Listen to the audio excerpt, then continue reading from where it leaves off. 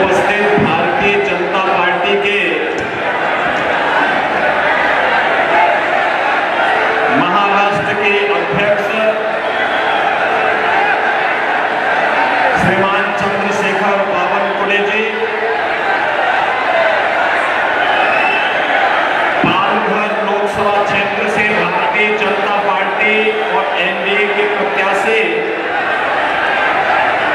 श्री हेमंत सांवरा जी, पालक मंत्री श्री रविंद्र चौहान जी, मंच पर उपस्थित माननीय सांसद श्री राजेंद्र गावित जी, माननीय विधायक श्री नीतीश राणे जी, रविंद्र पाठक जी,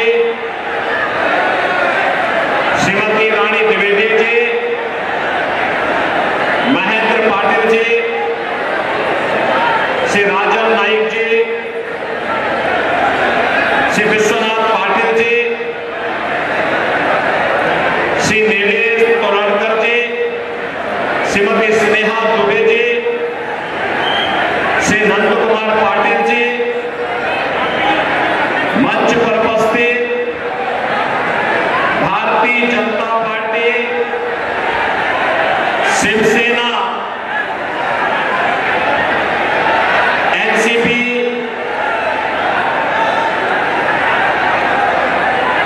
और अपने एनडीए के सभी सहयोगी दल के सभी हमारे पदाधिकारीगण और उपस्थित पालघर के मेरे सभी उपस्थित बहनों और भाइयों, मैं सबसे पहले हिंदवी स्वराज का बोध जागृत करने वाले छत्रपति शिवाजी महाराज के पवित्र चरणों से पवित्र हुई इस पावन धरा को, जिसे राघोजी भागरे, श्री कृष्णाजी राव जैसे क्रांतिकारियों ने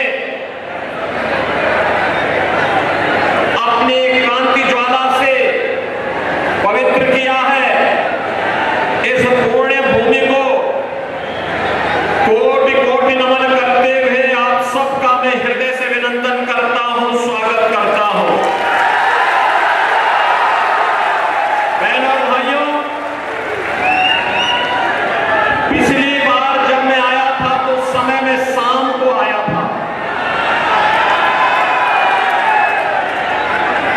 और इस बार मैं आया हूं तो लोकसभा चुनाव में भारतीय जनता पार्टी और एनडीए के प्रत्याशी के लिए तो चंद्रशेखर बावनकुळे जी मुझे दोपहर में आपके बीच लेकर के आए हैं। ये चीजें दिखाती हैं कि जब पिछली बार मैं आया था तो कांग्रेस का सूर्यास्त करने के लिए आया हूं,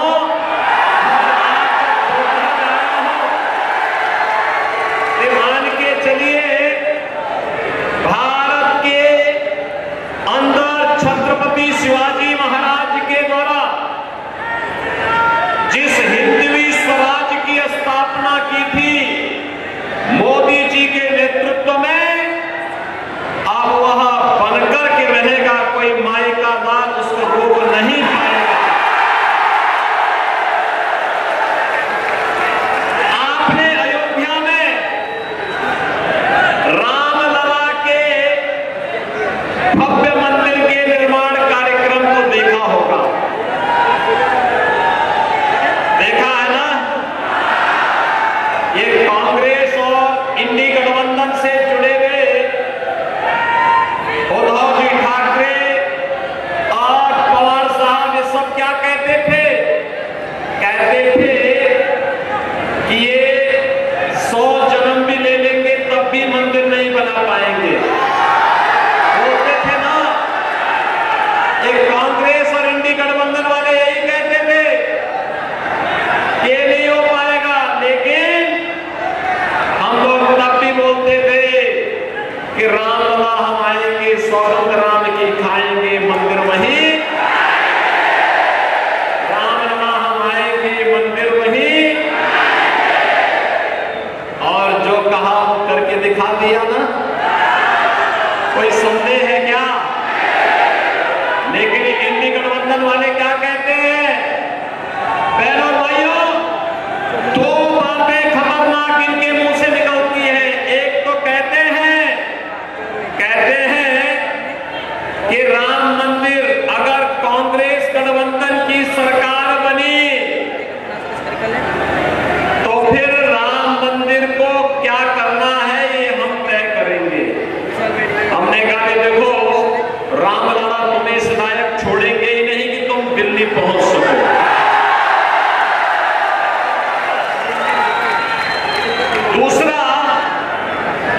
दूसरा इन लोगों के द्वारा हमेशा प्रयास किया गया, ये डराते थे, कहते थे अगर राम मंदिर हिंदुओं के पक्ष में अयोध्या का फैसला आ गया तो दंगे हो जाएंगे, खून की नदियां बह जाएंगी। और बहनों भाइयों, अयोध्या में माननीय उच्चतम न्यायालय का फैसला राम मंदिर के पक्ष में आया। प्रधानमंत्री जी ने कृपा करके वहां शिलान्यास भी किया, राम मंदिर का निर्माण भी हुआ, रामलला विराजमान भी हुए। कहीं तिनका नहीं हिला, तिनका नहीं हिला। बंदा तो बात बहुत दूर की है। और मैं इन इंडी गठबंधन वालों को भी कहना चाहता हूं, उत्तर प्रदेश में तो पिछले 7 वर्ष में कोई दंगा ही नहीं हुआ। अगर हम लोग रामलला को आप सबके आशीर्वाद से, भारत की जनता के आशीर्वाद से, मोदी जी के नेतृत्व में अयोध्या में विराजमान कर सकते हैं तो बड़े बड़े माफिया और दंगाइयों का राम नाम सत्य है की यात्रा भी निकाल सकते हैं। और ये हुआ है ना, देखो पहले जो बड़े बड़े माफिया वहां पर सत्ता का संचालन करते थे, धमकाते थे, अराजकता फैलाते थे, बेटी और व्यापारी की सुरक्षा के लिए खतरा बने हुए थे, वहां के विकास के बैरियर बने हुए थे, हमने बुलडोजर चला करके एक झटके में उनकी सफाई कर दी। आज आप देख रहे होंगे उत्तर प्रदेश में सारा अतिक्रमण समाप्त हो गया। अब वहां दंगा का कोई सोचता ही नहीं है। अब तो बहनों और भाइयों, उत्तर प्रदेश में कोई सड़क पे नमाज भी नहीं पढ़ता।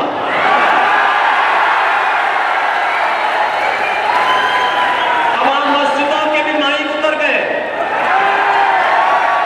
अगले 5 वर्ष में आप देखेंगे कि लोग भूल ही जाएंगे कि ये भी कोई चीज होती थी, कि चिल्लाहट होती थी, लोग परेशान होते थे, लोग भूल जाएंगे।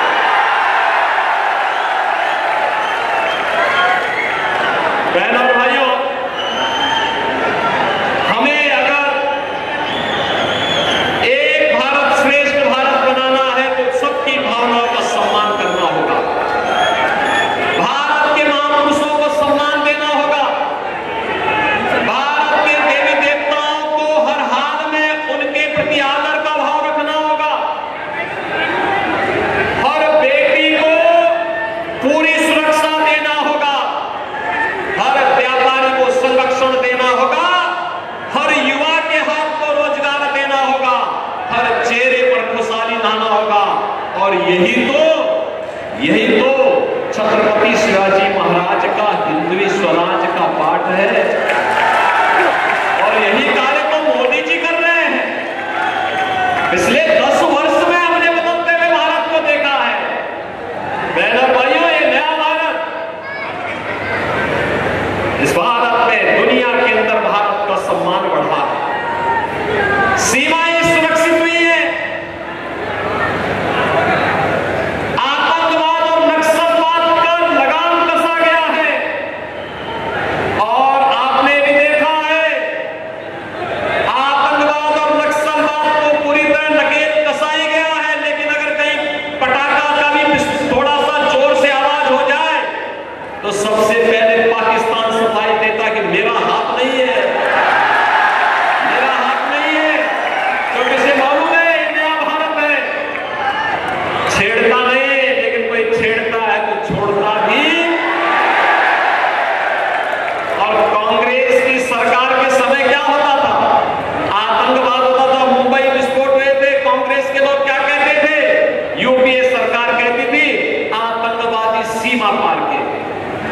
सीमा पार के हैं तो आपकी मिसाइल कब के लिए है? जैसे मोदी जी ने एयर स्ट्राइक करके सीधे पाकिस्तान के अंदर घुस करके आतंकवाद को पूरी तरह तबाह किया। और अब तो आपने देखा होगा ब्रिटेन के एक बड़े समाचार पत्र ने यह लिखा कि पाकिस्तान के अंदर पिछले 3 वर्ष के अंदर जितने बड़े दुर्दांत आतंकवादी थे वे एक एक करके मारे गए। और मारने वालों में भारत की एजेंसी का हाथ है। वे जो हमारा दुश्मन है हम उसकी पूजा थोड़े करेंगे। अरे कोई हमारे लोगों को मारेगा, कोई हमारे लोगों को मारेगा तो हम उसको पूजेंगे नहीं भाई, हम भी तो उसको वही करेंगे जिसका वो हकदार है, जिसका वो हकदार है। और वही हो रहा है।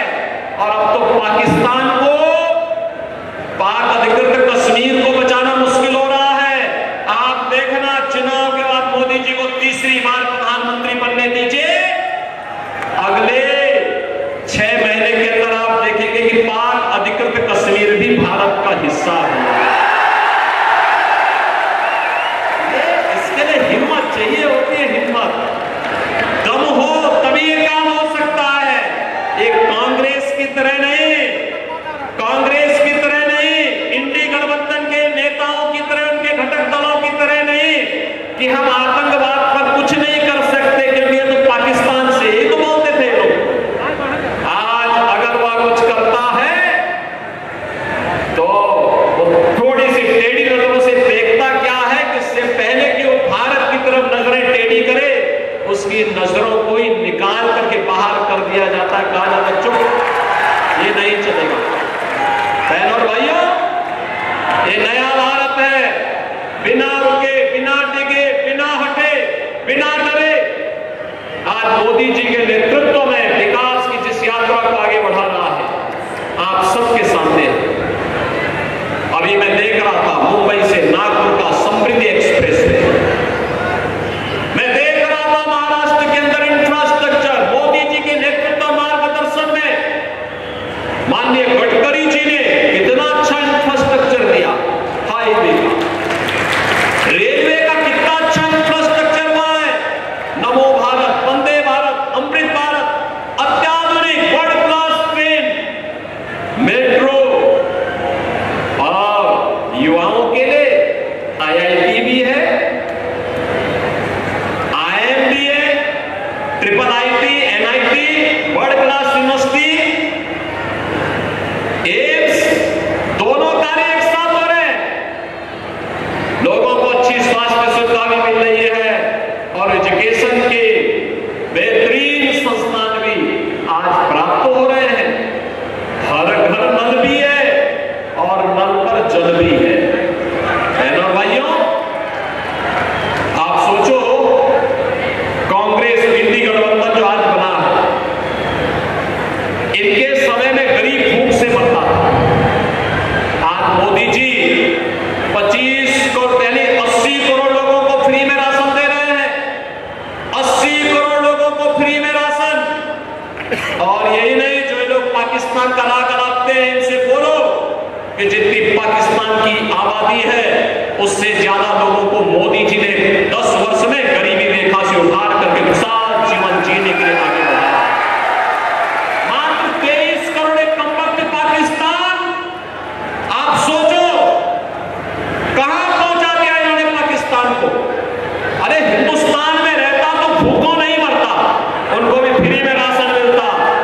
लेकिन आज गली मोहल्लों में कुछ जीव लड़ते हैं ना एक रोटी के टुकड़े के लिए, यही पाकिस्तान में 1 किलो आटा के लिए छीना झपटी होती है।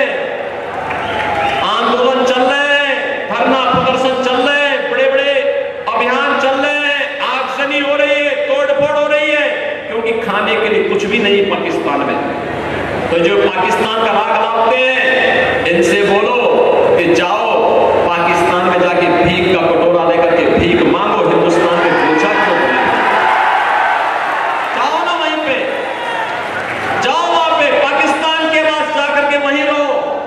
हिंदुस्तान पे बोझा बने हुए हो, हिंदुस्तान के इस बोझे को दूर करने की आवश्यकता है। बहनों और भाइयों, 60 करोड़ लोग आयुष्मान भारत में 5 लाख रुपए की स्वास्थ्य बीमा प्रतिवर्ष प्राप्त कर रहे हैं और गरीब का जनधन अकाउंट खुल गया है। 12 करोड़ घरों के लिए शौचालय बन गए हैं, 4 करोड़ गरीबों के मकान बन गए हैं। और मोदी जी ने कहा है कि 70 वर्ष से ऊपर का हर सीनियर सिटीजन चुनाव के बाद प्रतिवर्ष 5 लाख रुपए के स्वास्थ्य बीमा का, आयुष्मान भारत की सुविधा का लाभ प्राप्त करेगा। जितने भी गरीब बचे हैं, जिनके पास अपना आवास नहीं है, उनको एक एक आवास मिलेगा। यहां पे तो सुरक्षा भी है, सम्मान भी है, यहां पे विकास भी है, गरीब कल्याण भी है और विरासत का भी सम्मान है। अयोध्या में रामलला का भव्य मंदिर भी बन गया है, काशी में काशी विश्वनाथ का मंदिर बन गया है। याद करिए, महाराष्ट्र उत्तर प्रदेश का संबंध तो ये चोली दामन का संबंध है, कोई अलग कर ही नहीं सकता। याद करिए, छत्रपति शिवाजी महाराज को जब छत्रपति की उपाधि से सम्मानित करना था, उनका अभिषेक करना था, तो काशी के गागा भट्ट महापंडित ही आकर के इसका रस्म को पूरा करने में योगदान दिए। आप हमारे काशी में आइए, वहां मराठा घाट मिलेगा, वहां पर महाराष्ट्र के राजाओं के द्वारा बनाए गए, भोसले के द्वारा बनाए गए बड़े बड़े घाट मिलेंगे। वहां पर मराठा समाज अलग से काम करता है, महाराष्ट्र समाज अलग से काम करता है। अलग अलग प्रकार के रीति रिवाजों का केंद्र बिंदु आज काशी बना हुआ। काशी में भगवान विश्वनाथ धाम आज आप देखिए क्या जगमगा रहा है। और काशी के साथ अयोध्या, अयोध्या के बाद और मथुरा की तरफ हम आगे बढ़ रहे हैं।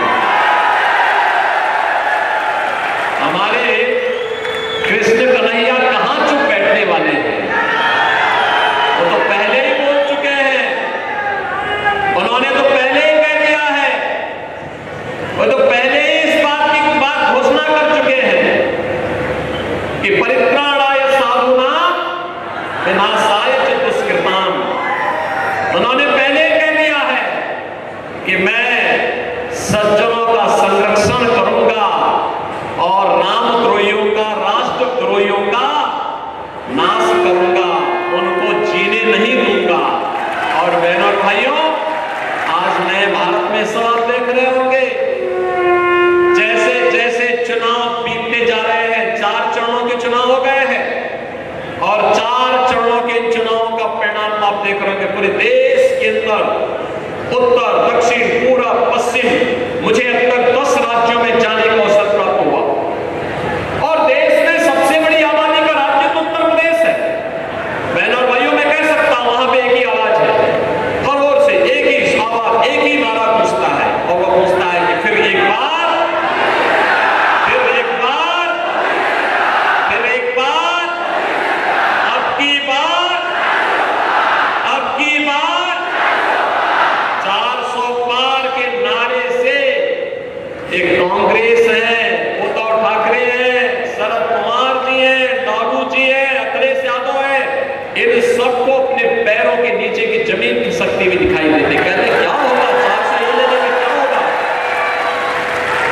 फिर पूछते हैं, जनता से पूछते हैं 400 पार कैसे पाएंगे, तो जनता जनार्दन कहती है कि देखो, जो राम को लाए हैं हम, जो राम को लाए हैं और राम को मोदी जी लाए हैं। मोदी जी ने अयोध्या में विराजमान कराया। और बहनों भाइयों, मैं इसलिए कह सकता हूं, इस चुनाव में कुछ मत देखिए, मोदी जी ने विकास कराया है, सुरक्षा दी है, सम्मान किया है, गरीब कल्याण किया है।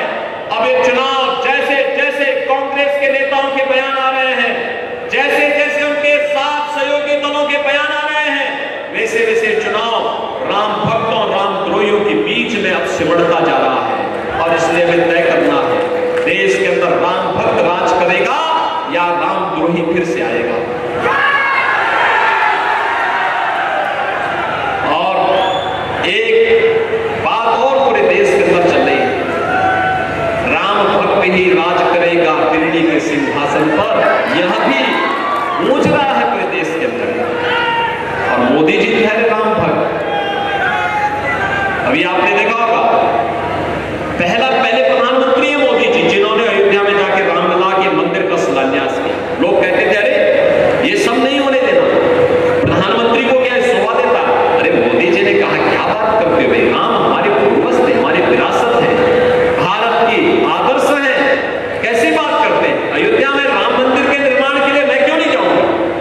मोदी जी गए, उद्घाटन में मोदी जी गए, 11 दिन का अनुष्ठान रखे और अयोध्या में भगवान राम का भव्य मंदिर का निर्माण। बहनों और भाइयों, मैं आप सबसे अपील करूंगा, भारतीय जनता पार्टी अपने सहयोगी दलों के साथ इस चुनाव में लड़ रही है। जो भारत के हित में है, जो भारत को दुनिया की महाताकत बना दे, भारत को एक आत्मनिर्भर और विकसित भारत बना दे, वह कार्य केवल मोदी जी कर सकते हैं। मोदी जी के नेतृत्व में होगा। एक कांग्रेस के साथ जितने भी इनके अगल बगल के चट्टे बट्टे हैं, ये सभी के सभी लोग अब जब इनके पास सारे हथियार समाप्त हो गए हैं, अभी गाली गलौज में उतर आए हैं, गुमराह करेंगे, अनर्गल प्रलाप करेंगे, झूठी घोषणाएं करेंगे, आपको बहकाने का काम करेंगे। इनके बहकाने में आने की आवश्यकता नहीं। ये वो कांग्रेस नहीं जिस कांग्रेस को हम सोचते हैं ये गांधी जी वाली कांग्रेस होगी। नहीं, गांधी जी वाली कांग्रेस नहीं है। गांधी जी ने तो 1947 में कह दिया था कि कांग्रेस का विसर्जन कर दो। और मैं आज आपसे कहूंगा, इस समय है, यही समय है और सही समय है, कांग्रेस और इंडी गठबंधन को विसर्जन करने का समय है, क्योंकि अब तो रामलला आ ही गए। बहनों और भाइयों, इस नए भारत में विरासत का सम्मान होगा। देखिए, मोदी जी विरासत के सम्मान की बात करते हैं और कांग्रेस के लोग क्या कहते हैं, इंडी गठबंधन वाले कहते हैं हम विरासत टैक्स लगाएंगे। अरे मेहनत आपके बाप दादा करेंगे, आपके ग्रैंडफादर ने, आपके फादर ने प्रॉपर्टी बनाई, अब ये इसका एक्सरे करवाएंगे, सर्वे करवा करके फिर इसमें से आधी प्रॉपर्टी में कब्जा करेंगे, फिर उसको मुसलमानों को आवंटित करेंगे। कोई रोंगे आएगा, कोई बांग्लादेशी आएगा, कोई पाकिस्तानी आएगा, कोई अफगानिस्तानी आएगा, क्या आप इसको स्वीकार करेंगे क्या? भाइयों, इंडी गठबंधन में अब औरंगजेब की आत्मा घुस चुकी है, इसको मत आने देना। औरंगजेब को पहले ही छत्रपति शिवाजी महाराज समाप्त कर चुके हैं। अब महाराष्ट्र के अंदर औरंगजेब और उसकी संतानों को नहीं आने देना है। आप सहमत हैं? सहमत है ना? मोदी जी के नेतृत्व में अब की बार 400 पार के लक्ष्य की तरफ महाराष्ट्र बढ़ रहा है ना? पालघर फिर से जीतेंगे, भारी बहुमत से जीतेंगे, आप जिताएंगे। सहमत हैं? लेकिन बहनों और भाइयों, आज चुनाव प्रचार का अंतिम दिन है, कल एक दिन बचेगा। घर घर आप जाएंगे, घर घर